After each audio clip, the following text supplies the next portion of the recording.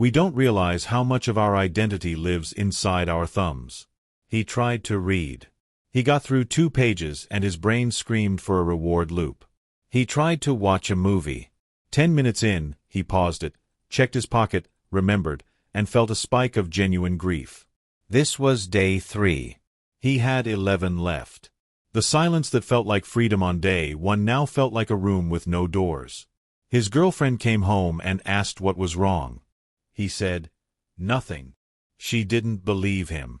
He wasn't sure he believed himself. Day 5. Something shifted. Not dramatically. No angels sang, but the itch softened. He stopped reaching for his pocket every 5 minutes. He started leaving his phone face down on the counter instead of carrying it room to room. He sat at the kitchen table and ate breakfast without a screen propped against the salt shaker. The food tasted sharper. He noticed the birds outside. He noticed his coffee was too hot. He noticed he was noticing. But here's what nobody tells you about quitting social media. The first 3 days, you fight the urge to check.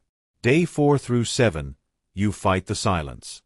Day 8, you start to see yourself clearly. James saw something he didn't like.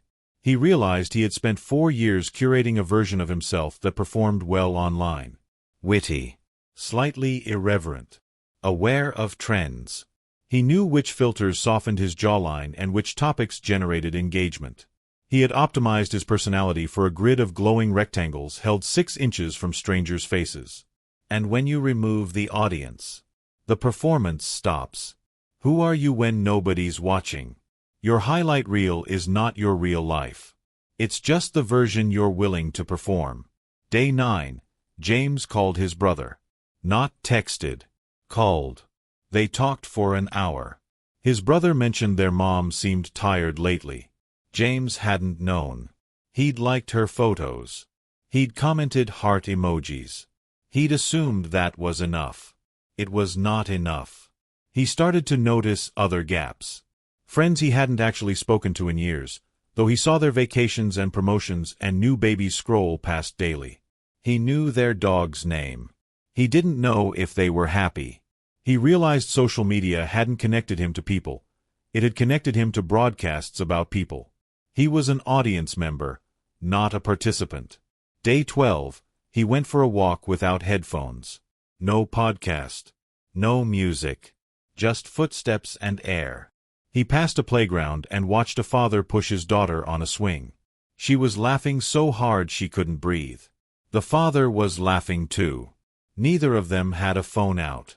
Neither of them was documenting it. It was just happening, and then it was over, and the only record was the memory. James stood there longer than he meant to. When he got home, he opened his laptop and wrote an email to 3 friends he'd lost touch with. Not a newsletter. Not a post. Just, *Hey, I was thinking about you. How are you actually doing? *2 of them replied within hours. One called him the next day. They talked for 40 minutes about things that would never fit in a caption.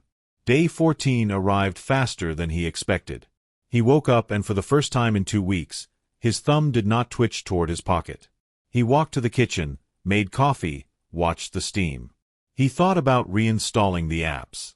He knew the dopamine hit would feel good, briefly. He also knew the silence would return, and this time, it wouldn't feel empty. He reinstalled 3 apps. Not all of them.